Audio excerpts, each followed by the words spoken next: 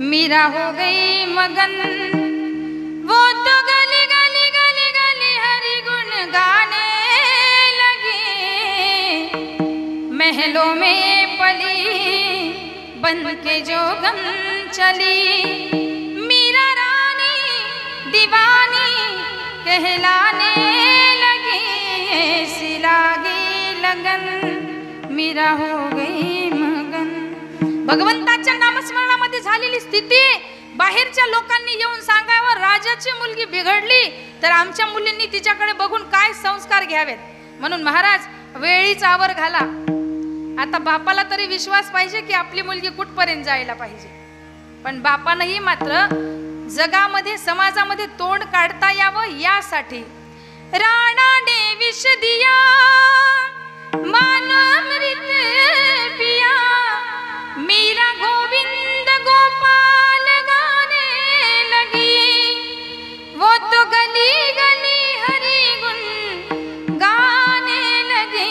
ऐसी लागी लगन, मीरा हो गई मगन। ऐसी लागी लगन, मीरा हो गई मगन। वो तो गली गली गली गली हरि गुण गाने लगी। म्हणा येतं तुम्हाला, येतं ना? वा वा। ऐसी लागी लगन, मीरा हो गई मगन। ऐसी लागी लगन, मीरा हो गई मगन। वो तो गली गली हरि गुण गाने लगी। महलों में पली बन के जोगन चली, मीरा रानी दीवानी कहाने लगी। ऐसी लागी लगन, मीरा हो गई मगन। ऐसी लागी लगन, मीरा हो गई मगन। किती किती बदल झाला माहिती? राजाची असणारी राजकुमारी आहे मीराबाई, पण जेव्हा हातामध्ये सगळं साहित्य घेते व वडिलांनी आग्रह केल्यानंतर लग्न करायचं एखाद्या राजकुमारी सारखी दिसा, अशा वेळेला मात्र मीराबाई महाराजांच्या सगळ्या ज्या गोष्टी आहेत, विशेषतः मेकअप उलटा होतो। कसा होतो माहिती? महिला मंडळ पैंजण पायात घालायची गोष्ट आहे की हातात? पायात घालताना चुकून तरी एखाद्या वेळेला हातात घातलं गेलंय का तुमच्याकडून? लग्नाच्या दिवशी तरी ध्यान नवरदेवाकडे असेल बा, नाही झालं ना? पण मीराबाई महाराजांचं झालं। हातात असणारं जे कंगन आहे ते पायात घातलं गेलं, पायात असणारं जे पैंजण आहे ते हातात घातलं गेलं। कशामुळे झालं माहिती? मैं तो दीवानी बनी, श्याम पिया की बनी रे। मैं तो दीवानी बनी, श्याम पिया की बनी रे। मैं तो दीवानी बनी, श्याम पिया की बनी, मैं तो दीवानी बनी। श्याम पिया की बनी, मैं तो दीवानी बनी। ओ दीवानी बनी रे। मैं तो दीवानी बनी, दीवानी बनी, मैं तो दीवानी बनी। दीवानी बनी रे। मैं तो दीवानी बनी रे। मैं तो दीवानी बनी, श्याम पिया की बनी रे। मैं तो दीवानी बनी, श्याम पिया की बनी रे। मैं तो दीवानी बनी। श्याम पिया की बनी, मैं तो दीवानी बनी। श्याम पिया की बनी, मैं तो दीवानी बनी।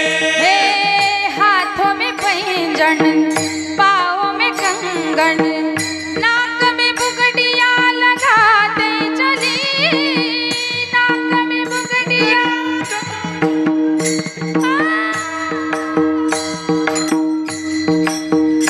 मैं तो दीवानी बनी, श्याम पिया की बनी रे। मैं तो दीवानी बनी, श्याम पिया की बनी रे। मैं तो दीवानी बनी। श्याम पिया की बनी, मैं तो दीवानी बनी। श्याम पिया की बनी, मैं तो दीवानी बनी। हे आँखों पे लाली, होठों पे काजल, हल्दी से मरवट भर के चली। हल्दी से मरवट भरने चले। हल्दी से मरवट भर के चली। हल्दी से मरवट भर के चली रे। मैं तो दीवानी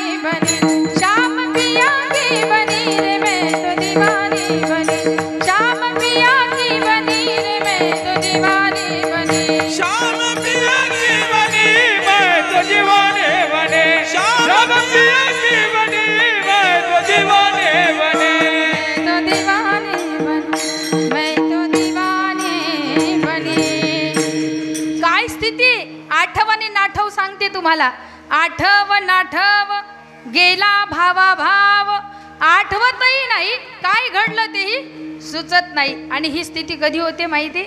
भगवंताच्या नामस्मरणामध्ये एकाग्र चिंताने भगवंताचं नामस्मरण केलं. तुकोबाराय सांगतात आमची स्थिती अशी झाली. आठव नाठव गेले भावा भाव, झाला स्वयंमेव पांडुरंग.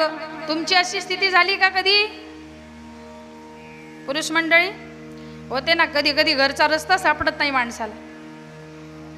कधी होते? गटारीत पडलोय का जमिनीवर पडलोय का सोफ्यावर पडलोय हेही समजत नाही. म्हणजे काय घडतंय हे समजत नाही. तुमची अशी स्थिती होते. पण कधी होते माहिती? 2 जण चालले होते रस्त्याने, वेळ संपली आपली तरी 5 मिनिटं घेते, आपलं 9:15 सुरू झालं. रस्त्याने चालले होते आणि चालत असताना एकानं सहज विहिरीत डोकावून पाहिलं.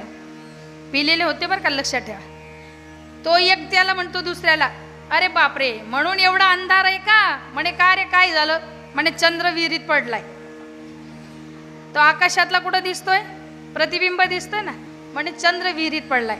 हा म्हणतो जाऊ दे आता, पडला तर पडला, मग आता आपल्याला काय करायचंय?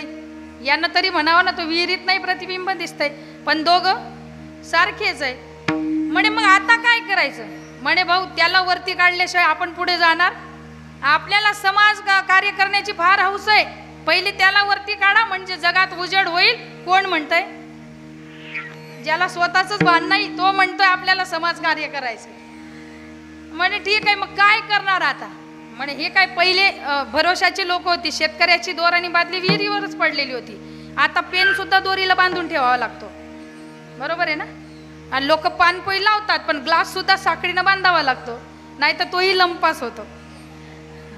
तेव्हा विहिरीवर पडली दोर बादली, टाकली एका दुसऱ्यानं. जेव्हा त्यानं टाकली ना तेव्हा ते पाणी हललं आणि प्रतिबिंब नष्ट झालं. जेव्हा स्थिर पाणी असतं तेव्हा प्रतिबिंब दिसतं.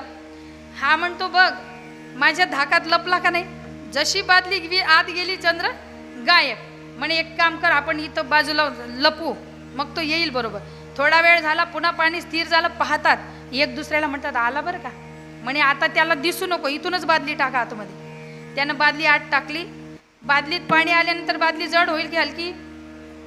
हा, ओढायला सुरुवात केली. आला रे म्हणे, जड लागतोय.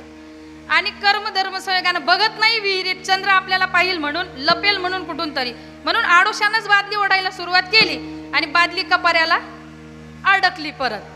हा म्हणतो पाहिलं का किती वजन वाढवलं त्यानं, उचलला नाही जाऊ म्हणून, एवढा जड झाला. म्हणे तो कसा का वजन वाढविना, पण आज आपण त्याला सोडायचा, त्याला आपण वरती पाठवूनच राहू. आणि समजा याला जर माझ्या बापानं पाहिलं असतं ना, म्हणे एका आरोडीत वरती गेला असता. हा कोण म्हणतंय? ज्याला शुद्ध नाही तो म्हणतोय. बरं ठीक आहे, काढ आता. म्हणे नाही ओढवत, तूही ओढू लाग. त्यानं दोन्ही पाय कठड्याला लावले आणि बादली ओढायला सुरुवात केली. आता ते शेतकऱ्याचं जे चराट होतं ते कधीपासून उन्हात पडून पडून कुजलेलं होतं. यांनी दोघांनी जोर लावला आणि दोर तुटला. बादली मध्ये हे दोघं आडवे. सरळ पडल्यानंतर लक्ष कुठं जाणार आहे? आकाशात काय दिसला? बघ रे म्हणे, आला का नाही एका झटक्यात वर?